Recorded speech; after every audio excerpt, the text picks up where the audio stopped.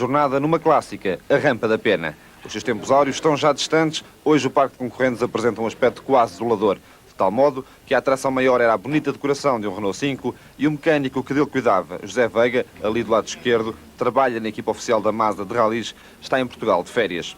20ª edição da prova organizada pelo Clube Arte e Sport, compareceram apenas 19 pilotos. Em cada agrupamento, 3 ou 4 para discutir a vitória, o que acaba por refletir também o momento de crise que atravessa o Nacional de Velocidade. Eram 9h30 da manhã, a Vila de Sintra continuava mergulhada na calma sonolenta de todos os dias.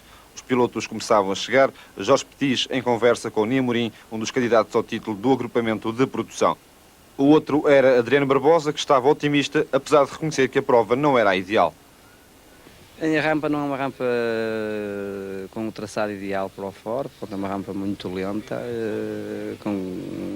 em que o carro praticamente só anda em primeira e segunda, portanto o Ford é um carro com cerca de 250 cavalos, portanto é um carro com um bocadinho de força a mais para este género de traçado. De qualquer maneira a rampa é engraçada. Não é só os cavalos a mais, é também um carro extremamente comprido e largo para esta rampa. É um pouco difícil talvez metê-la numa outra curva. Exatamente, é um bocado difícil o manuseamento, daí os R5 terem ano passado tirado vantagem. Vamos lá ver se este ano acontece igual. Em anos anteriores o Ney Amorim foi mais rápido que o Adriano. Pensa conseguir inverter esse escalonamento? Exatamente, vou fazer os possíveis para tentar inverter isso, porque era uma vitória que, no caso de acontecer aqui, dava-me um bocadinho de vantagem para a última prova. Agora vamos tentar. Treinou muito? Treinei, tenho a coisa bem treinada. No ano passado, a Rampa da Pena foi disputada à chuva e foi ganha no Grupo N por Jorge Leite. Desta vez, apenas 2 R5 de produção, sem hipótese de vitória. Um velho Alfa Romeo GTV6, guiado por Pedro Matos, iniciava aqui a sua subida de treinos livres, só possível pelo escasso número de participantes. Os carros mais potentes continuavam à espera. Luís Rosendo arrancava para uma primeira passagem pelo percurso que terminou com um despiste já depois de ter ultrapassado a linha de chegada. Agora sim, António Barros pronto para largar, Carlos Carvalho, o diretor de prova, a dar o sinal de partida. O piloto portuense ainda sem vitórias este ano e sem dar sinais nos treinos de que podia obter na Pena o seu primeiro triunfo. Queixando-se do fraco rendimento do motor, Barros não esteve na luta pelos melhores lugares do Grupo N. Para o público, o grande aliciente era a luta entre os dois candidatos ao título. O primeiro a subir foi Ney Amorim, que efetuou apenas uma das sessões de treinos oficiais. Um problema no autoblocante do diferencial suscitou sérias preocupações para as subidas de prova, onde o adversário a bater era naturalmente Adriano Barbosa. Aqui o vemos no arranque para uma das suas subidas de treinos. O piloto de Braga trazia das provas anteriores 3 vitórias contra 6 de Ney Amorim, mas continuava com sérias aspirações à conquista do título, o que levanta algumas reservas ao sistema de pontuação atualmente em vigor.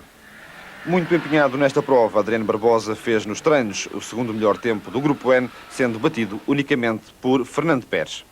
Para a tarde, a luta prometia ser renhida. José Pérez fez o pior tempo entre os Sierra, perdendo 3 décimos para António Barros. Em compensação, o seu sobrinho, Fernando Pérez, foi o mais rápido, retirando 8 segundos na sua última subida. E percebe-se porquê, a primeira esteve longe de lhe correr bem. Um cenário bonito recebeu então os primeiros carros do Grupo A. Primeiro, os menos competitivos, e só depois os que reuniam condições para lutar pela vitória. Para o Volvo 240 Turbo de António Rodrigues, o triunfo é hoje impensável, salvo em ocasiões especialíssimas. O carro sueco deu 17 vitórias e um título ao piloto de Guimarães, mas está agora ultrapassado face à concorrência. Um toque de traseira foi o percalço mais significativo, porque passou António Rodrigues, que teve sempre dificuldades evidentes em colocar a potência no solo, numa rampa que se encontrava bastante enlameada. Fez o quarto tempo dos treinos no Grupo A, deixando-se bater igualmente pelos mais rápidos do Grupo N. Ney Amorim foi o terceiro com o seu Ford Sierra RS 500. Motor turbo, cerca de 500 cavalos e grandes dificuldades também num percurso como o da Rampa da Pena, lento e escorregadio. Apesar disso, Ney Amorim ficou nos treinos a menos de 1 segundo dos BMW M3 de PQP e Jorge Petis. No que respeita a Jorge Petis, a sua época tem sido tudo menos brilhante. Até aqui não havia conseguido uma única vitória, ao contrário do que acontecera, por exemplo, com Ney Amorim, PQP, Carlos e António Rodrigues e também com Artur Mendes e Manuel Fernandes. Todos, ou quase todos, com um triunfo pelo menos, Jorge Petis este ano ainda sem ter saboreado a vitória. Na Rampa da Pena, o piloto portuense foi o mais rápido nos treinos ao conseguir baixar o seu tempo na última subida em nada menos de 6 segundos. Mais espetacular ainda do que Jorge Petis, PQP perdeu para o seu adversário num ou noutro ponto do percurso devido essencialmente a slides demasiado prolongados, do agrado do público, mas pouco eficazes. 7 décimos de segundo foi a diferença que ficou a separar no final dos treinos os dois pilotos dos BMW M3. Terminadas as 3 subidas de treino, a calma regressou por algumas horas à Serra de Sintra. Os pilotos desciam a rampa a caminho de um curto período de repouso. Os mecânicos tinham agora que desenvolver redobrados esforços para terem os carros nas melhores condições para as 2 decisivas subidas de prova.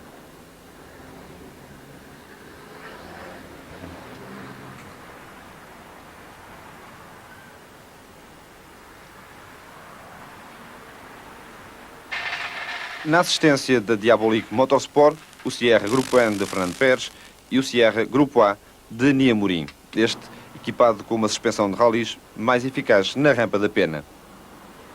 Numa breve visita, tempo para admirar o motor 2 litros turbo, 500 cavalos, preparado por Terry Oil e o habitáculo daquele que é o mais potente automóvel do Parque Desportivo Nacional.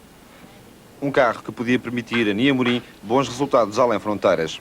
Algumas centenas de metros mais abaixo estava a assistência da Baviera, responsável pelo carro de PQP. Já seguro da revalidação do título, PQP tinha em Petis um adversário capaz de lhe roubar a sua 3ª vitória da temporada. Vai ser um bocadinho difícil porque ele tem melhores pneus do que eu. Tentámos com todas as forças consegui-los ao longo da época, não foi possível. Vamos tentar fazer o melhor resultado com estes, para bem de todos, porque a nossa equipa é uma equipa jovem. Temos tido, penso eu, resultados bastante positivos. Este ano chegaram os Sierras, prejudicaram-nos, mas o desporto é assim. Jorge, o estado da rampa penso que está bastante difícil, particularmente para vocês, pilotos dos carros mais potentes.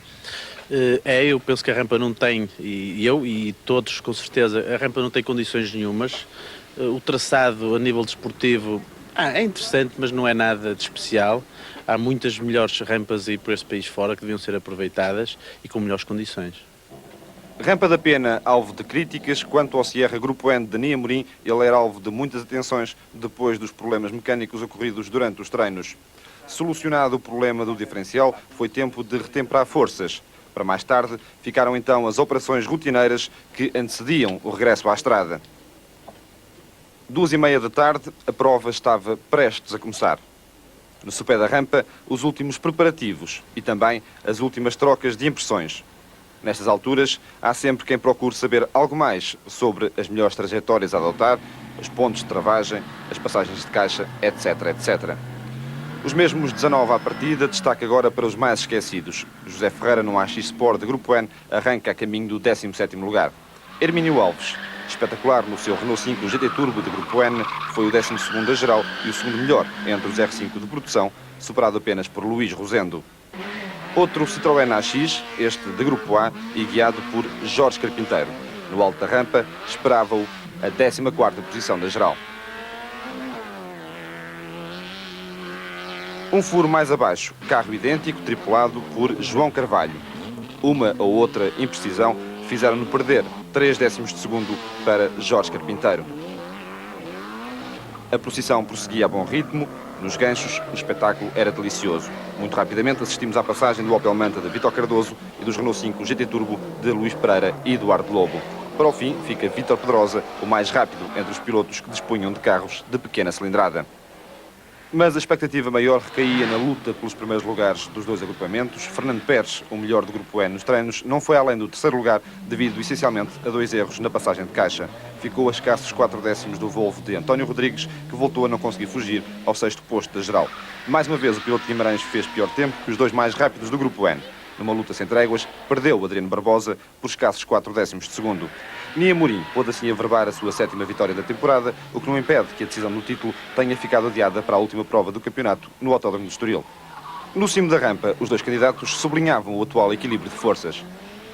Demos os dois o máximo, penso eu que daqui para a frente, agora só para fora da estrada, demos o máximo, perdi por umas 3 décimas, paciência. Fica adiado para o autódromo, Deus queira que haja autódromo para a gente poder disputar lá o resto do campeonato. Consegui ganhar eu, estou numa posição mais confortável no campeonato, se por acaso não houver autódromo até já sou campeão se houver autódromo, pelo menos já não preciso ganhar, coisa que se perdesse aqui tinha mesmo que ganhar. Portanto, fiquei numa posição mais confortável.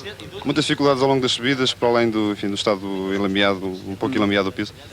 Não, é só isso que eu tenho a acrescentar de facto. É o estado ilameado que provoca tensões redobradas da parte dos pilotos, porque torna-se traiçoeira a rampa, não é? Mas não serve de desculpa, porque estava para mim e estava para todos. Se estivesse só para alguns e para outros não, é que isso se tornaria numa injustiça. Assim não, portanto estava para todos igual.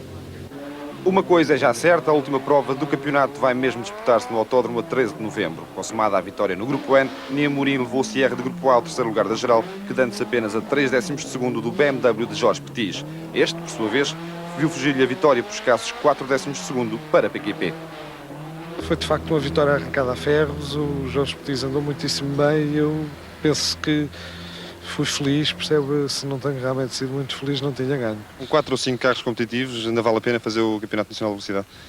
É uma boa pergunta para quem se interessa pelo automobilismo, percebe? Efetivamente, a minha posição podia ser de que eu sou piloto, não me compete a mim organizar os campeonatos, nem saber se vale a pena, compete-me apenas competir. Mas realmente eu interesso-me pelo automobilismo, vejo esse quadro, não está, de facto, realmente as coisas não estão de facto bem, não é fácil arranjar uma solução. Desaparece, segundo determinação da FISA, o Campeonato da Europa de Turismo, é menos uma opção no seu leque de escolhas para a próxima época. Olha, eu soube isso esta manhã, percebe? Não sei até que ponto é que, digamos, esse tipo de medidas que realmente não tem o apoio generalizado da maioria das organizações ligadas ao automobilismo, não sei se isso realmente vai subsistir, percebe? Eu tenho esperança que um dia desapareça o seu balestre em vez de desaparecer o Campeonato Europeu de Turismo, porque realmente isso não estou envolvido no Campeonato Europeu de Turismo, pensava fazer um programa para esse campeonato, era difícil, portanto não me sinto assim muito diretamente atingido, percebe? Mas esse tipo de birra prejudica muito o automobilismo e de facto é uma pena, não posso apoiar esse tipo de coisas como realmente o desaparecimento do Europeu de Turismo.